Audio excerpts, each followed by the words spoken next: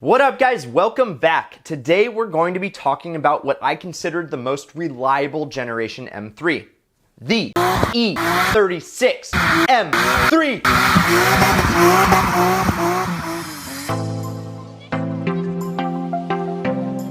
First, we're going to learn a little bit more about why the M Division built the E36 M3 and what makes it so special. Then I'm gonna talk you through the differences of each model year. And after that, I'm gonna rate it in 4 different categories using the Ideal Cars rating system. And lastly, I'm gonna give you my ideal spec M3. But for now, in the comments, let me know what your ideal spec would be. Now, I've owned 3 E36 M3s. The first one, I totally regret selling. It was a Cosmos Black M345. In fact, that's the car that made me purchase the E90 M3.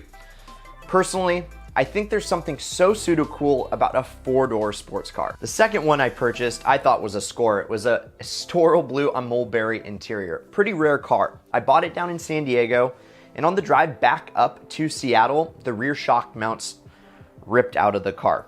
I got a pre-purchase inspection, but they didn't check it. So, yeah, there were cracks and it cracked completely through. Let's just say that anytime that I look at an M car that I'm interested in, I pull back the carpet in the trunk to make sure there are no cracks. I already learned the hard way. And the third one I bought about a year or so ago, and it was actually the car that I used to partially trade for my 997 911. It's an uber rare 1 of 5 Astoral Blue convertible on beautiful Modena interior, and it had a 5-speed. The rear shock mounts were perfect and everything else checked out, and so I actually drove that car back up to Seattle from San Francisco. In fact, if you want to check out that video, it's right here. Okay, so that S50 motor that we got here in the US is actually just a bored out and stroked version of the 325i inline 6. It's a 3-liter that pushes out 240 horse and 225 foot-pounds of torque, but it does it in such a refined and generous fashion that it's hard just not to fall in love with this drivetrain. From 2,500 RPMs all the way up to redline, the engine just pulls.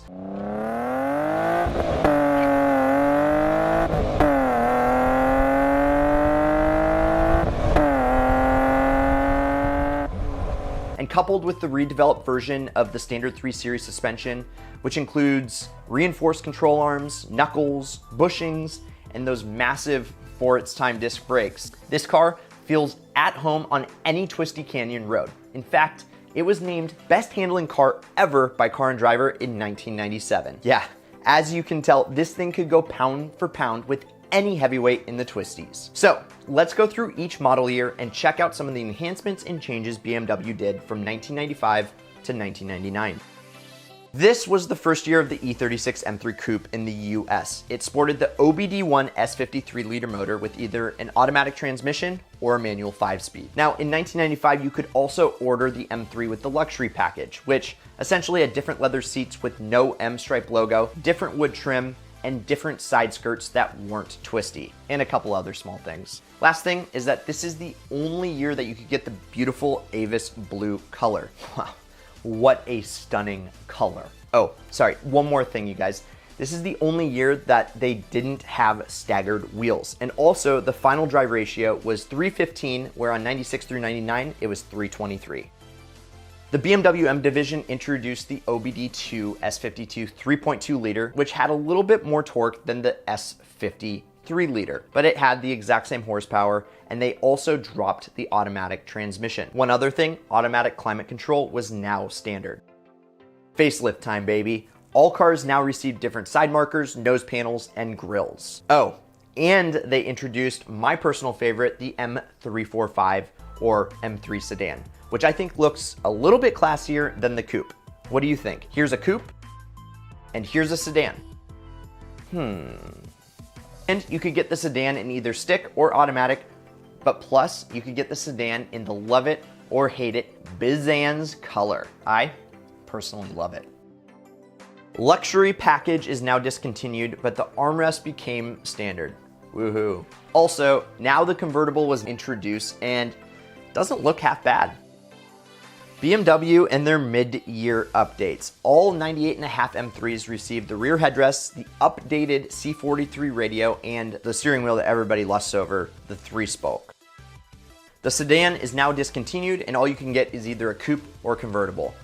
But man, what a run. 3 body styles, 2 transmissions, and over 71,000 units built worldwide. The E36 M3 is one of the first cars that BMW designed with mostly computer aid.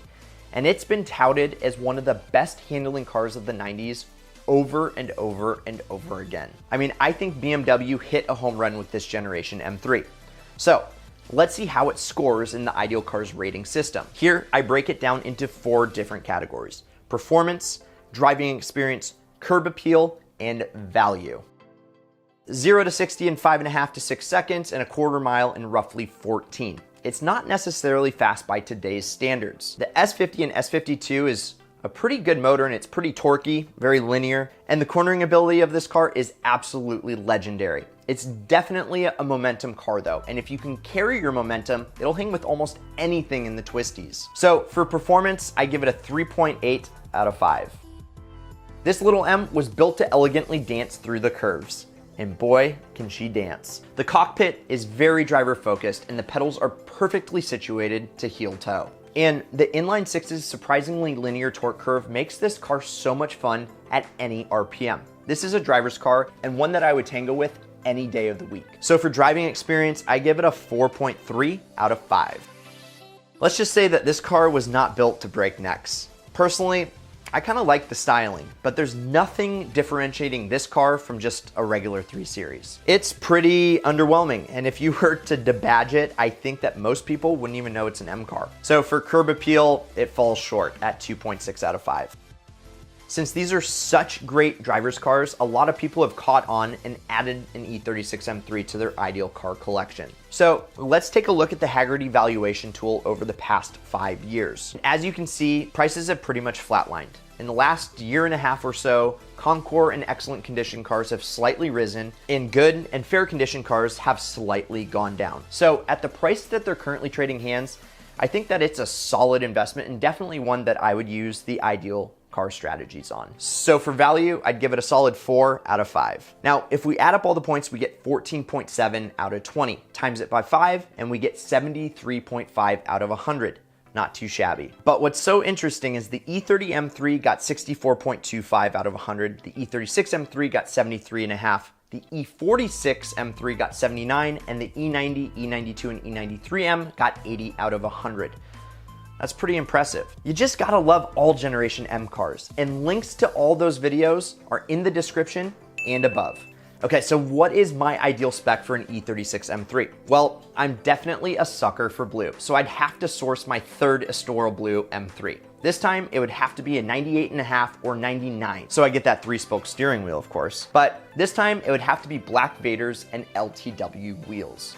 But let's be real here. Then I drop it like it's hot, throw on some APEC Arc 8s, and probably finish it off with the LTW wing, and then call it a day. Now that is an ideal car. And I don't know how you can do much better than that, but let me know in the comments, what's your ideal spec for an E36 M3? Would you go coupe, convertible, or sedan? I can't wait to see whose ideal spec includes the Bizans. Thanks for hanging out with me, you guys. I really, really appreciate the support. Now, smash the like button if you like this video, and if you're new here, my name's Brad, and I love everything about ideal cars. So please subscribe and turn on those notifications. All right, so if you wanna see how the E46 M3 did better than the E36 M3 in the ideal car scores, click over here. And if you wanna see what YouTube recommends to you, click over here. Either way, you can't lose, and as always, keep living that ideal lifestyle.